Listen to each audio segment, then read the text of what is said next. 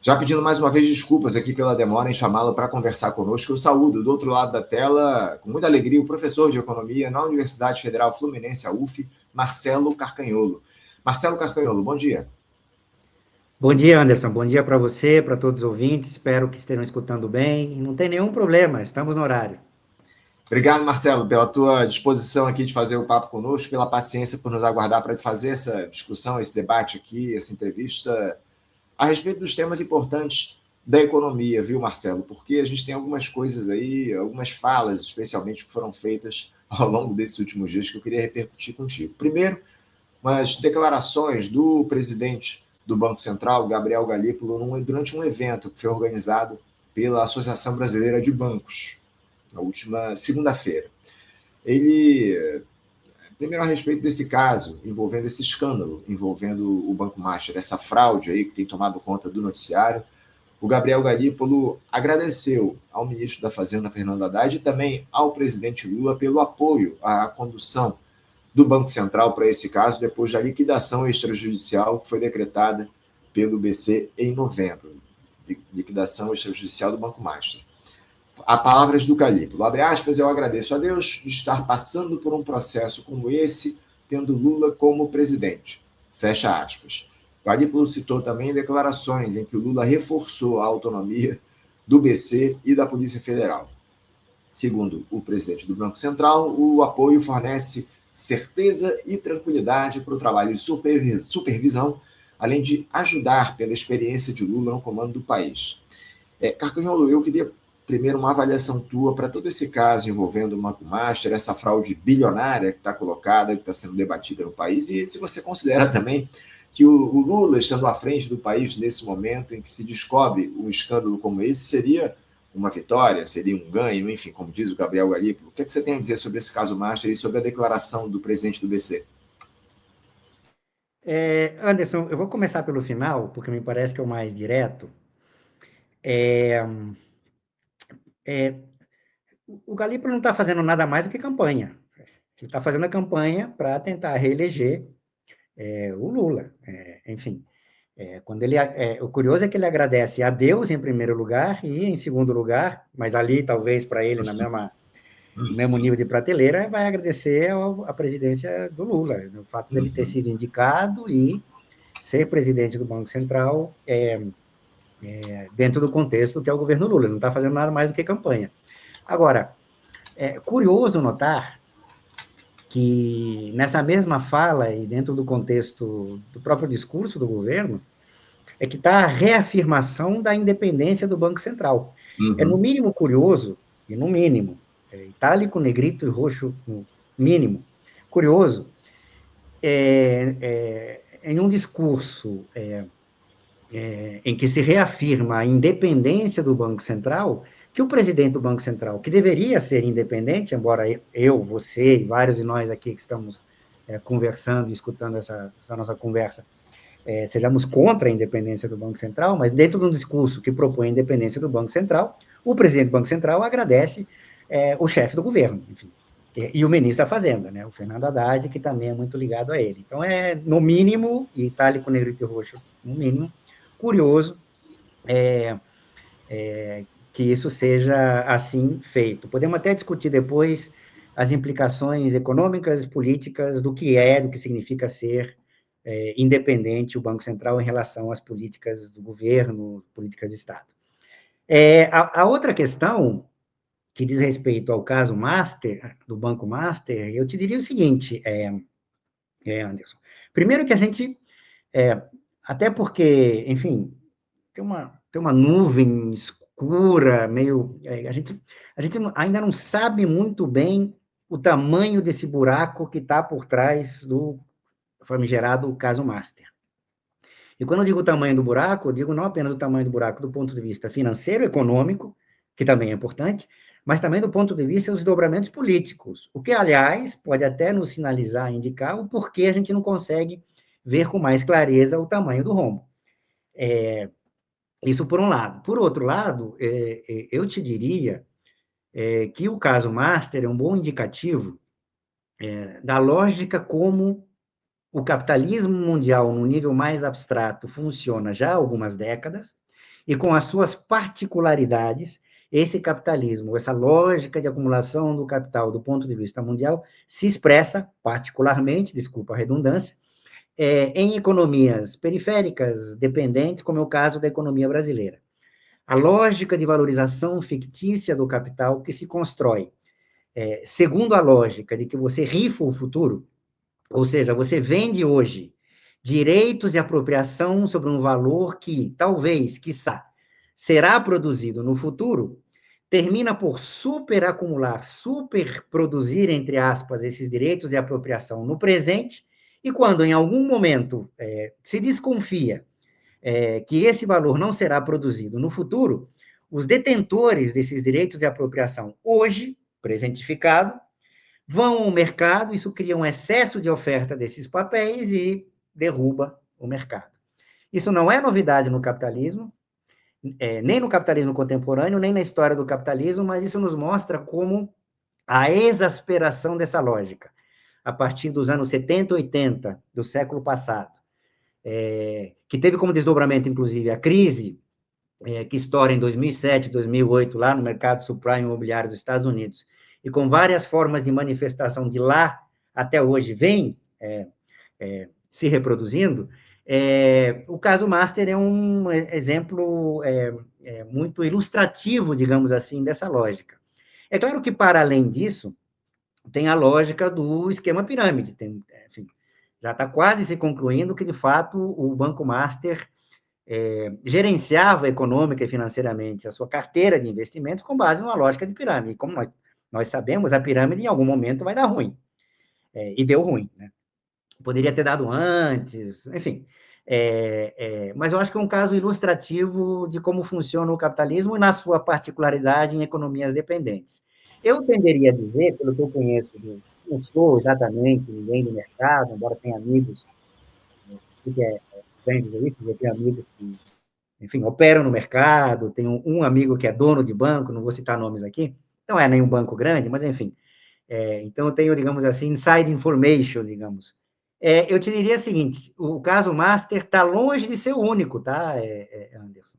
É que foi a bola da vez, estourou, a gente não sabe o tamanho do buraco, do rombo financeiro e econômico de fato, ainda, não sei se vamos saber em algum momento, mas também tem a questão do desdobramento político, que num ano de eleição não é algo menor, tá? Isso ainda pode ser usado do ponto de vista do jogo político daqui para frente, em função de várias coisas, negociações, debates, ameaças, enfim.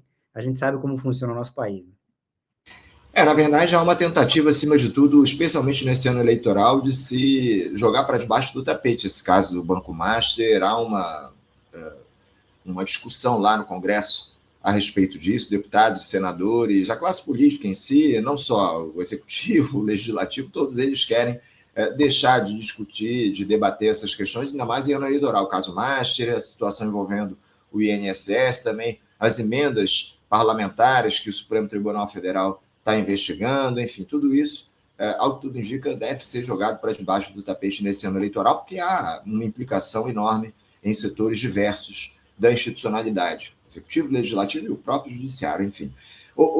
Marcelo, eu queria continuar falando sobre a figura do Gabriel Galípolo, porque nesse mesmo evento, o presidente do Banco Central disse que é preciso reconhecer que houve melhora no cenário inflacionário desde o momento em que a autoridade monetária optou por interromper a escalada da Selic e mantê-la em 15% por um período bastante prolongado.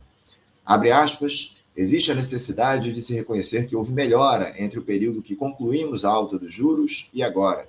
Existe melhora nas expectativas e na inflação corrente. Fecha aspas. Primeiro, Marcelo, se essa melhora do cenário inflacionário dependia dos juros altos definidos pelo Banco Central, que remuneram os rentistas em bilhões de reais ao ano, como é que você vê essa escalada dos juros relacionada ao cenário inflacionário que está colocado no país? Anderson, tem muitas questões por trás disso, vou tentar resgatar as que me parecem ser mais importantes. Primeiro que é um fato, é factual, que você teve uma relativa melhora nas perspectivas da evolução da taxa de inflação. É verdade. Também é um fato que, está aí, é um fato que o Banco Central deixou de subir a taxa de juros e a manteve num patamar elevado, é bem verdade, no mesmo patamar durante algumas reuniões, e agora se sinaliza a redução da taxa de juros. Também é um fato. O que, interpretando a fala de outras pessoas, retirando o contexto, porque eu não estava lá, não vi o resto, enfim, é difícil, né, você fazer isso, mas enfim, eu te diria o seguinte, que de dois fatos, esses que eu mencionei agora, essa frase que você retirou aí da intervenção do Galípolo, do presidente do Banco Central, faz uma justa posição de dois fatos, ou seja, faz o que se chama em estatística de correlação entre dois fatos. Agora, o que não dá para fazer, e se sabe disso na teoria estatística, que de uma correlação você não pode extrair causalidade, por várias razões, né? E é isso que eu quero aqui problematizar. Em primeiro lugar, eu diria o seguinte, o ambiente melhorou do ponto de vista da perspectiva inflacionária, pode ser pelo primeiro fato que eu mencionei, mas não em razão, primeiro, do Banco Central ter subido taxa de juros ao longo de uma boa trajetória até algum momento do ano passado, e por ter mantido essa taxa num patamar elevado, portanto, por ter postergado a tendência à redução das taxas de juros. Tem muitos outros determinantes no comportamento da inflação, vou citar apenas um deles, a taxa de câmbio. A taxa de câmbio é um elemento extremamente importante para a determinação dos preços, no sentido de que a taxa de câmbio regula, determina o preço que vigorará em moeda doméstica de produtos que são importados e, portanto, que vêm lá de fora precificados em moeda não doméstica, né, em moeda conversível.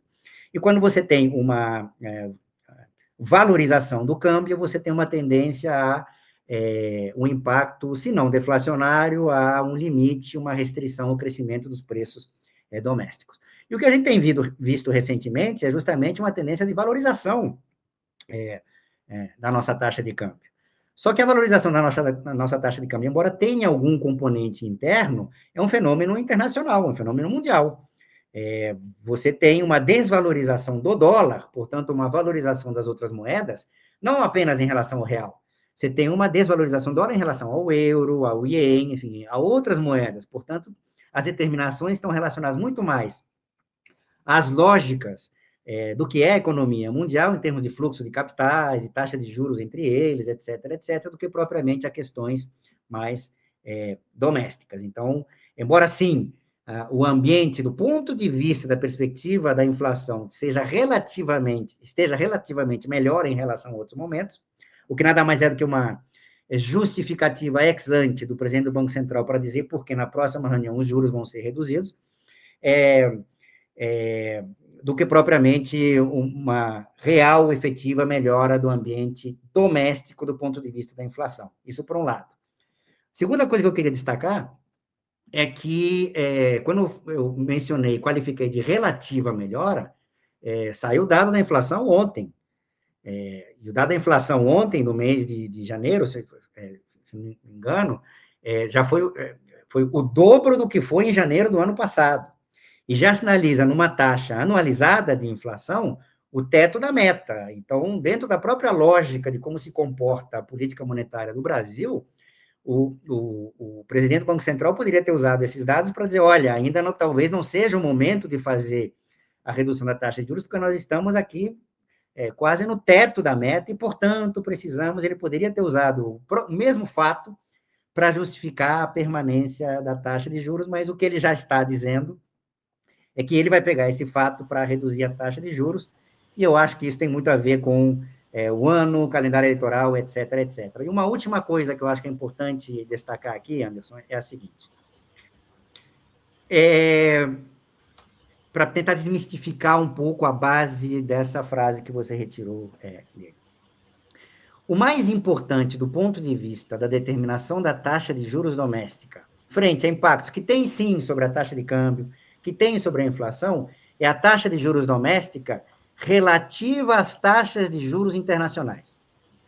Ou seja, o fato do Banco Central não ter elevado, também não diminuiu, mas não ter elevado a taxa de juros nas últimas reuniões e ter mantido nesse patamar elevado, Em um ambiente onde as taxas de juros internacionais estão sendo reduzidas, significa, do ponto de vista relativo, que as taxas de juros domésticas têm crescido.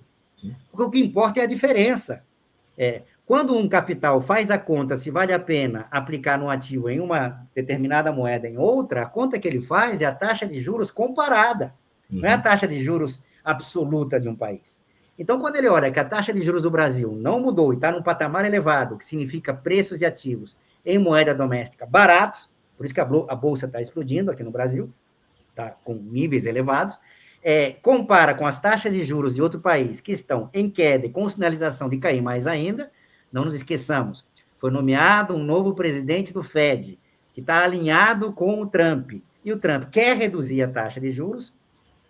Curioso de novo, a independência do Banco Central dos Estados Unidos, enfim, podemos discutir o que é essa independência do Banco Central depois, se você quiser. Então, do ponto de vista relativo, que é o que importa, as taxas de juros no Brasil continuaram subindo. Não porque a nossa subiu, é porque as outras caíram. Marcelo, aproveitando ainda o tema do Banco Central que você trouxe aqui para a gente, antes disso, você, ao longo da tua fala, lembrou de algo importante que eu ainda não repercuti aqui no programa. A gente está num cenário de uma redução cada vez maior da moeda estadunidense. O preço do dólar está caindo muito aqui no nosso país, a cotação do dólar tem caído demais ao longo dos últimos tempos. Eu queria que você explicasse aqui. Isso é mundial, tá, Anderson? Mundial, não só aqui no Brasil, obviamente, isso é um movimento mundial. Eu queria que você explicasse aqui para os nossos espectadores o que leva a esse movimento de desvalorização do dólar frente às outras moedas. Isso está relacionado a essa lógica ultraprotecionista do Donald Trump, enfim. Explica aqui para os nossos espectadores o que é que faz esse movimento de redução do preço do dólar e as consequências que isso produz, inclusive para o Brasil.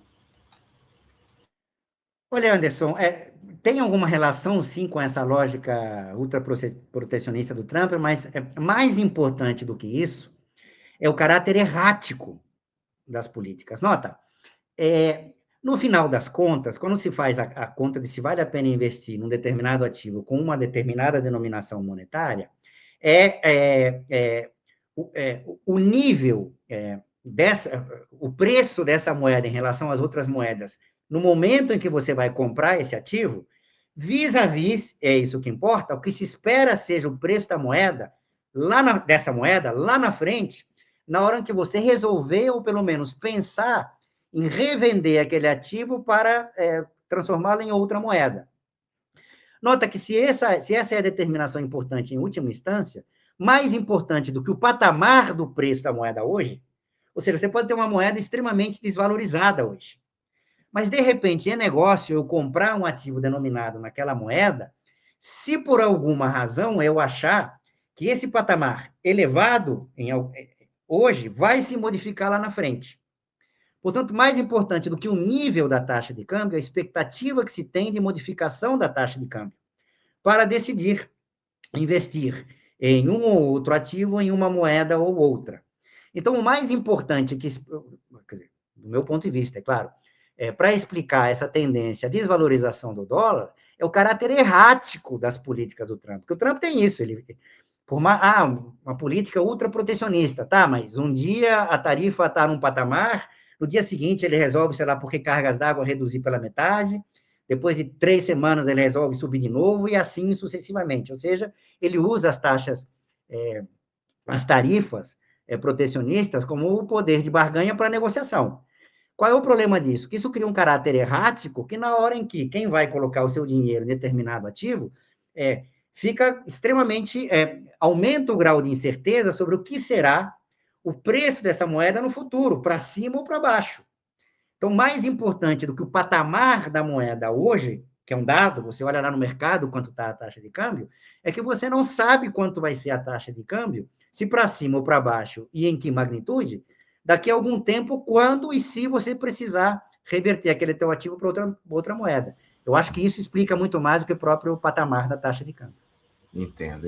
O Marcelo, voltando a falar de juros aqui, eu queria trazer uma fala agora do Fernando Haddad, o ministro da Fazenda.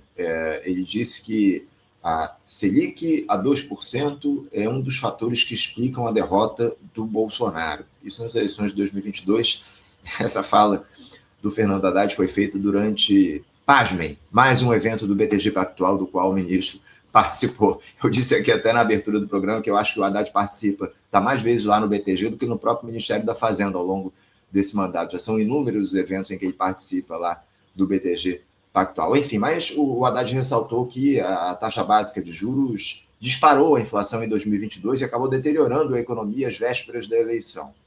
Eu queria saber se você está de acordo com essa fala do Haddad, se esses juros baixos, de alguma forma, explicam a derrota eleitoral do Jair Bolsonaro, a disparada propriamente da inflação. Como é que você vê essa declaração dele no contexto econômico? Olha, de novo, tem várias questões aí, né? Eu começaria dizendo o seguinte, e mais uma vez, toda mistificação tem uma base real concreta, por mais descolada que ela esteja. Há uma relação entre taxa de juros e inflação? É claro que há. Taxa de juros mais elevada tende a restringir demanda, gastos, que, por sua vez, tendem a pressionar menos preço.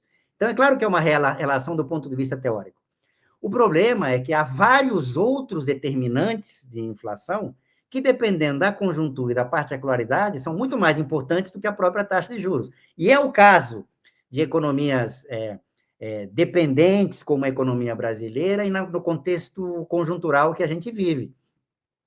Por uma razão muito simples. No caso do Brasil, tem várias razões, mas eu vou apontar aqui uma das razões que me parece mais direta.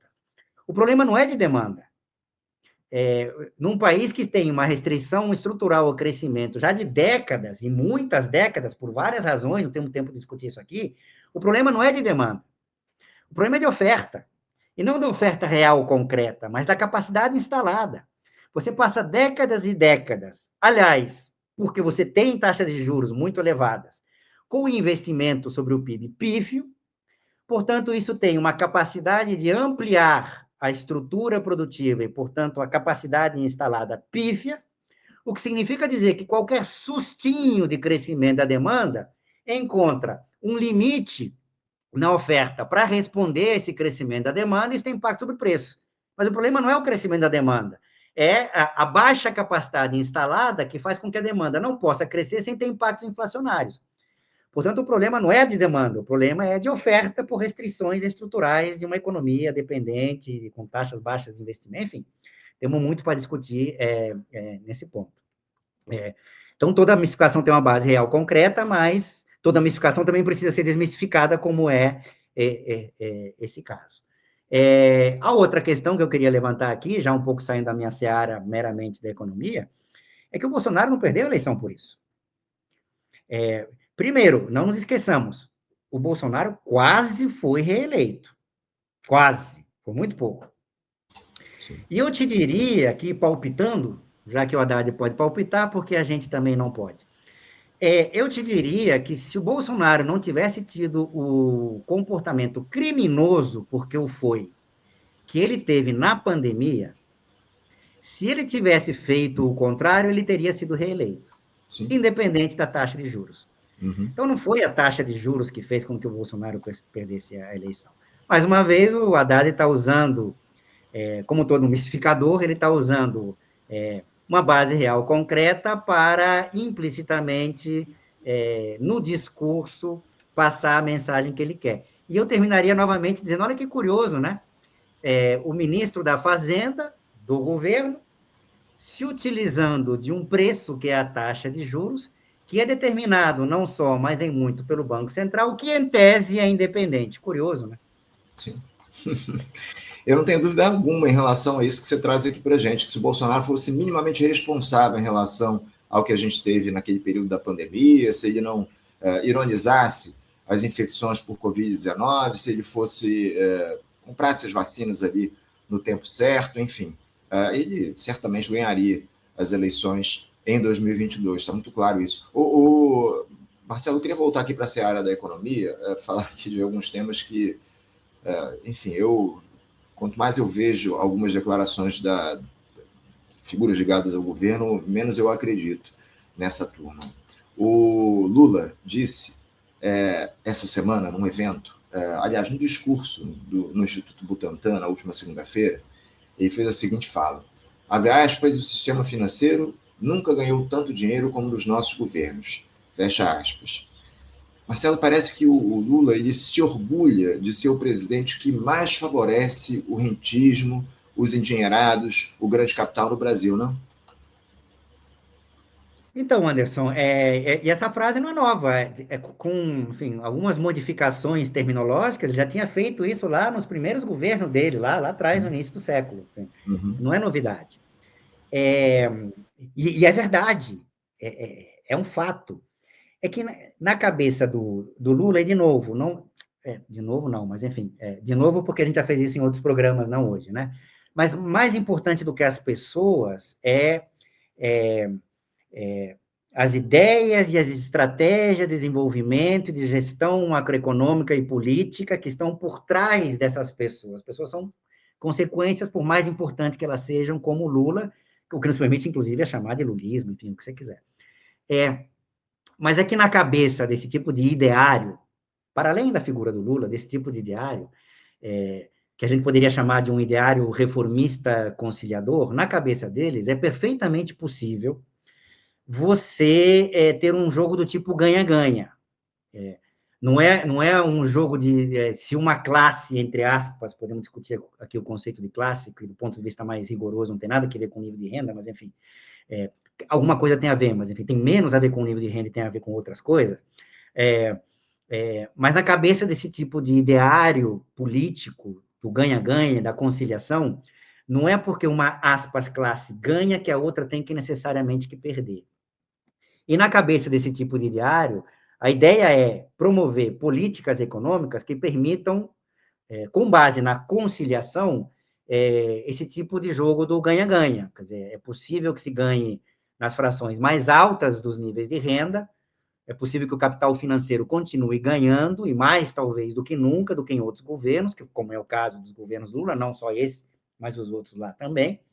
Mas mesmo assim, em função do jogo do ganha-ganha, na cabeça desse ideário, você ter melhorias para as outras, aspas, classes sociais ou frações de classe, mormente as mais pobres, sem que isso afete direta ou estruturalmente os interesses de quem está ganhando mais, como o capital financeiro. Eu te diria o seguinte, isso é o que está no ideário desse tipo de concepção que é típica do Lula e das estratégias reformistas conciliadoras. Eu te diria que isso, sim, é possível, mas é possível sob circunstâncias muito específicas.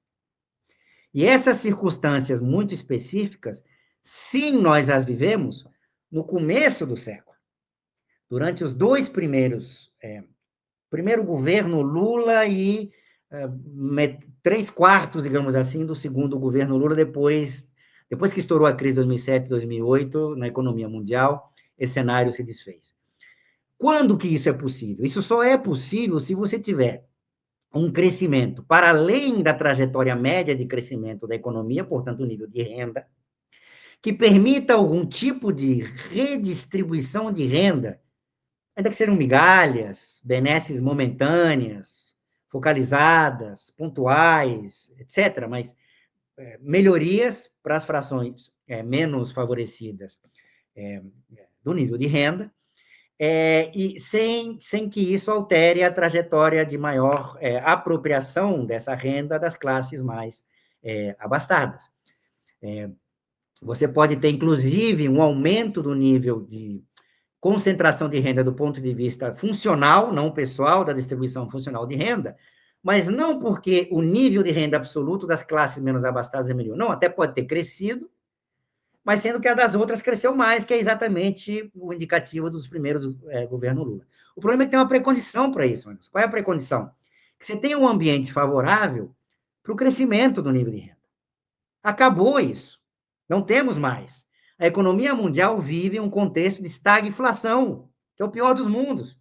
Você tem um crescimento ou uma persistência da inflação com uma restrição, uma incapacidade da economia mundial, e, portanto, a nossa, que é dependente da economia mundial, de crescer. Então, quando você não tem dinheiro para fazer conciliação, quando você não tem renda para fazer conciliação, você tem que fazer opções. E, do ponto de vista desse governo, me parece muito clara a opção que esse governo fez, retratada na frase que você mencionou agora. Ao contrário, e não por razões de política econômica doméstica, o contexto internacional não permite, ao contrário do que foi possível nos 2 primeiros governos, primeiro governo e 3/4 do segundo governo Lula, uma melhoria relativa, digamos assim, das classes menos abastadas, não temos mais esse contexto. Vou dizer curto e grosso, a política reformista conciliatória não tem, hoje em dia, o pressuposto que ela precisa ter para que ela seja possível. É claro que num ano eleitoral, conjunturalmente, aí tem que ver o espaço orçamentário, algumas coisas já estão sendo feitas para tentar dar um cheirinho dessa política conciliatória, sem afetar os interesses do grande capital, para que quando nós chegarmos lá nas eleições, o governo possa ser reeleito. É claro que a gente sabe que até o Bolsonaro fez isso em 2022. Você acha que o Lula não vai fazer? Se isso vai dar certo ou não, lá nós veremos. Mas eu acho que, de novo, para voltar à tua pergunta, o Lula não está mentindo quando diz isso. Ele é honesto. Ele está dizendo exatamente o que está acontecendo. O que ele não nos diz, e é preciso desmistificar, é que o pressuposto que existia lá não existe agora. Portanto, a conciliação, do meu ponto de vista, é impossível. E aí é preciso optar.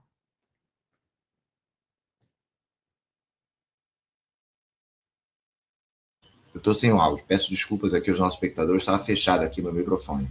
Marcelo, eu queria trazer justamente um ponto que você citou ao longo da tua última resposta, porque parece, pelo menos na minha avaliação, que o Lula, quando fala que os bancos, o sistema financeiro nunca ganhou tanto dinheiro quanto nos governos dele, o próprio Haddad, quando cita essa situação envolvendo juros, quando participa desses eventos do BTG Pactual diversas vezes, já te confesso que eu perdi as contas de quantas vezes o Haddad esteve no BTG Pactual, o próprio Edinho Silva, presidente do PT, que defendeu cautela no debate sobre o fim da escala 6x1 no Congresso Nacional, disse que esse é um governo que, enfim, que defende o diálogo com o Centrão, enfim, me parece, acima de tudo, Marcelo, que essa turma, esses três personagens, eles agem para, digamos assim, acalmar o dito mercado em ano eleitoral. Não é por aí a ação desses personagens não se dá no sentido de tentar normalizar o diálogo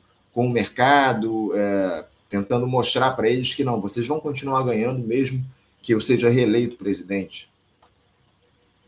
Olha, Anderson, eu acho que o dito mercado não precisa que lhe digam isso. Ele sabe que eles vão continuar ganhando. Qualquer que seja o governo, nesse cenário que nós vivemos, né? A gente sabe que se fosse um governo da nossa seara, né, Anderson, talvez o mercado soubesse que não continuaria ganhando tanto. Mas acho que não precisa que esses personagens, ou que alguém diga para o mercado que ele vai continuar ganhando. O que eu acho que e aí é pura impressão minha, tá? O que eu acho que essas falas, mais do que sinalizarem, são consequência, são resultado, não propriamente causa, são, digamos assim, o reflexo, o desdobramento do fato de que em algum momento, pode ser que isso volte, tá? Mas eu acho difícil, de que em algum momento, esse dito mercado, estava conseguindo, de alguma maneira, construir uma candidatura alternativa à reeleição do Lula que não passasse pelo bolsonarismo. Não é por outra razão que se fala que o Tarcísio era o candidato de preferência desse dito mercado.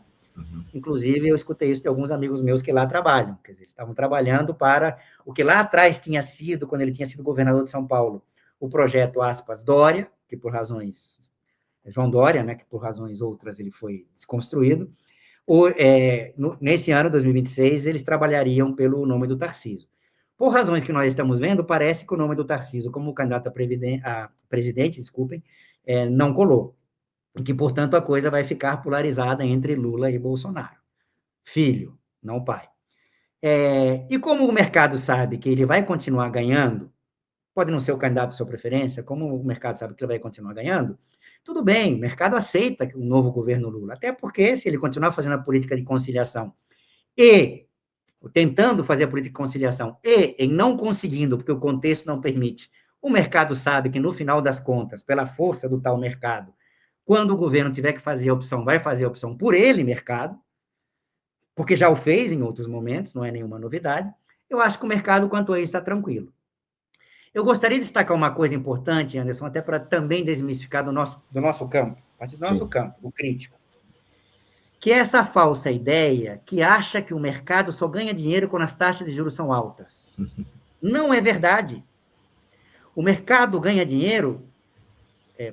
Mercado financeiro nada mais é, para tentar explicar de maneira simples, do que comprar no presente barato para tentar, de acordo com uma expectativa, vender aquele ativo no futuro mais caro.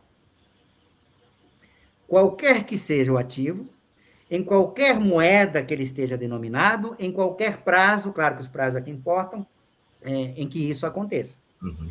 E é perfeitamente possível você e ter uma correlação contrária entre taxa de juros e preço de determinados ativos, basicamente de ações de perpetuidade, ou seja, quando a taxa de juros é alta, o preço desse ativo em que incide aquela taxa de juros é baixo. Então, quando a taxa de juros é muito alta, o preço do ativo é baixo, então vale a pena você comprar hoje para vender no futuro. Mas tem outros ativos que não têm essa correlação tão direta. Então, o mercado pode perfeitamente ganhar dinheiro em contexto de taxa de juros baixa, seja porque ele está, naquele momento, vendendo ativos que estão com preço alto, porque a taxa de juros está baixa, seja porque ele está comprando, naquele momento, ativos, por exemplo, denominadas em moeda externa, que se espera em algum momento vai ter uma modificação na taxa de câmbio e eu vou ganhar na diferença.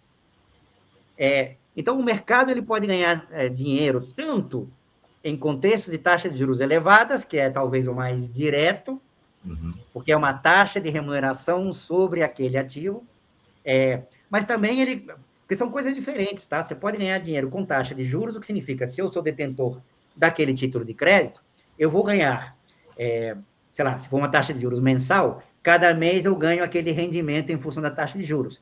Mas eu sou proprietário daquele ativo. Mas eu também posso ganhar dinheiro vendendo, repassando aquele ativo em distintas moedas. Então, isso é bom que seja dito para desmistificar um pouco o nosso campo, que às vezes se acha, se reduzir a taxa de juros, isso vai ser ruim para o mercado financeiro. Não, não, não.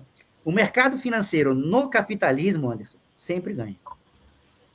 É isso, eu acho que essa é a frase que fica. O mercado financeiro no capitalismo sempre ganha. Importante reflexão que você traz aqui para a gente. Eu quero te agradecer muito, viu, Marcelo, por esse papo aqui. É sempre muito bom contar com a tua presença. Uma pena que a gente não consegue fazer esse diálogo mais vezes aqui no programa. Você está com a agenda sempre muito cheia, mas é uma alegria quando a gente consegue organizar aqui as agendas para dialogar contigo no programa. Obrigado pela tua presença aqui. Te desejo uma ótima quarta-feira de trabalho e deixo meu abraço forte. Obrigado, Anderson. Obrigado pelo convite. Sempre que eu puder, eu tento, sempre que eu posso, reagendar a agenda, digamos assim, para poder conversar com vocês e contribuir com esse espaço.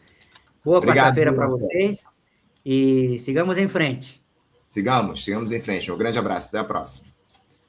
Conversamos aqui com Marcelo Carcanholo. Marcelo Carcanholo, que é professor de Economia na Universidade Federal Fluminense, a UF, falando aqui a respeito dos temas importantes da economia nacional, essas falas que a gente teve ao longo dos últimos dias de figuras como Gabriel Galípolo, Fernando Haddad, o próprio presidente Lula, admitindo que o sistema financeiro nunca ganhou tanto dinheiro como nos seus governos, uma verdade absoluta, e já tinha dito isso, como o próprio Marcelo citou aqui em outras ocasiões, em outros mandatos dele, enfim. Mas é importante sempre a gente lembrar que esse é um governo, lamentavelmente, que dialoga com os interesses da alta burguesia aqui no nosso país. Isso fica cada vez mais claro pelas falas, pelas ações de quem está no poder aqui no Brasil.